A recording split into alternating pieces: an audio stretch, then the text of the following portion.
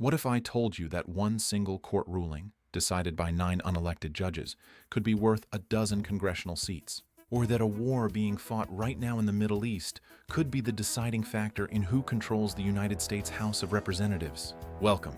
Today we're going deep on the 2026 midterm elections, and I promise you this is not your typical political analysis. We're going to look at cold, hard data, a controversial Supreme Court decision, a fascinating religious prophecy from ancient Shia Islam, and what all of it means for the balance of power in Washington. Stay with me, because the stakes could not be higher.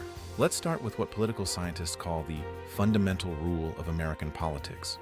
The president's party almost always loses seats in the midterm elections. In fact, going back 80 years to 1946, the president's party has lost House seats in 9 out of 10 midterm elections.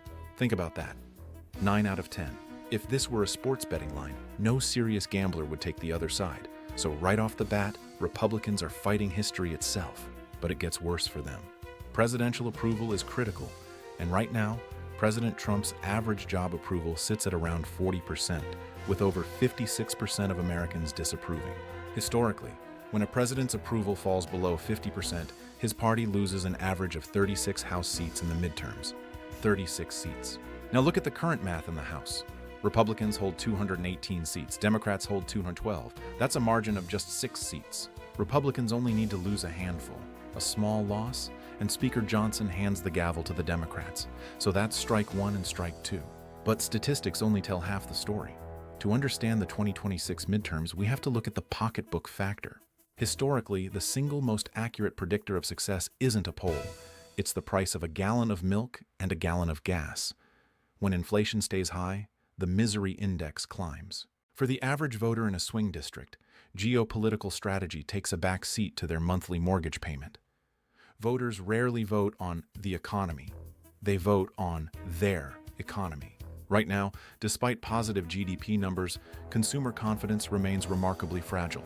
If that frustration holds until 2026, it will reinforce the iron law of midterms. But wait, there's a third indicator political analysts watch very closely. It's called the generic congressional ballot. Right now, 48.9% of voters say Democrat.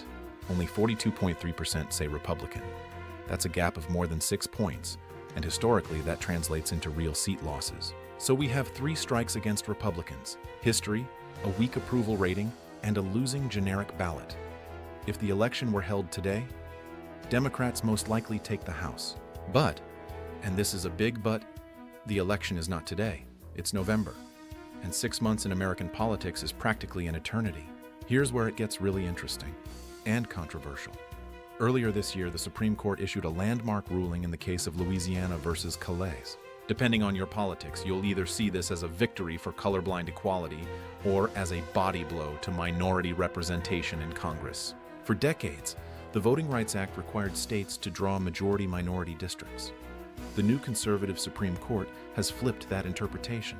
Their position, drawing a district specifically to benefit a racial group, is racial discrimination. The Constitution, they argue, must be colorblind. What does this mean? Eliminating these districts could net Republicans 10 to 12 additional House seats across the South. Remember, they only need to not lose a handful to keep control. Now, Republican Congressman Jim Jordan has a more straightforward theory about why Republicans will hold the House. He sums it up in one sentence: they are crazy, we are not. Jordan's argument is that Democrats have drifted out of step with mainstream opinion, consistently landing on the wrong side of 80-20 issues. Polls show majorities want stricter border security, oppose biological males in women's sports, and are skeptical of DEI-based hiring. These are not fringe positions. Republicans also hammer school choice. Democrats are largely opposed, beholden to unions, but most American parents, they love the concept. The theory is that as Election Day approaches and Republicans focus on these issues, the generic ballot gap narrows. It happened in 2022.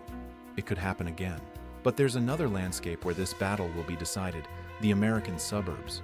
For decades, these were the reliable backbone of the Republican Party. In the last 3 cycles, we've seen a suburban crack-up. College-educated voters, particularly women, have drifted toward the Democrats, driven by social issues and populist rhetoric. To keep their margin, Republicans must stop the bleeding in Orange County and the suburbs of Philadelphia. It's a game of geographic chess where every cul-de-sac matters. But the biggest unknown of all isn't a court ruling or a polling gap. It's a war. The conflict with Iran could reshape the entire midterm landscape. Here's the optimistic scenario for Republicans. The conflict ends, oil prices fall, the market booms, and Trump looks like a geopolitical genius. The House stays red. But here's why that's hard to achieve. The Islamic Revolutionary Guard Corps are true believers. In Shia eschatology, there is a concept of the hidden imam. The 12th imam went into occultation centuries ago and will return to lead the faithful to final victory, preceded by chaos, war, and tribulation. Chillingly, elements within the Iranian regime believe the US, or Trump personally, is the Dajjal, the Islamic equivalent of the Antichrist. If you believe that, American bombs aren't a reason to surrender. They're confirmation of a cosmic war. This is not rational actor geopolitics. This is theology with missiles. Authoritarian regimes always look stronger than they are, until they don't. The Shah looked unshakable. The Soviet Union looked permanent. The IRGC may be fragile, but whether that grip loosens before November 2026, in time to boost Trump's numbers and rescue Republican control, that remains the great unknown. So where does that leave us? 3 structural factors favor Democrats. 1 court ruling and 1 issue-based argument favor Republicans. And a war in the Middle East could tip the balance. American democracy has always been shaped by forces larger than any one election. But rarely have those forces been quite this dramatic. November is 6 months away. I'll be watching. If you found this useful, hit like and subscribe. Drop your predictions in the comments. And I'll see you in the next one.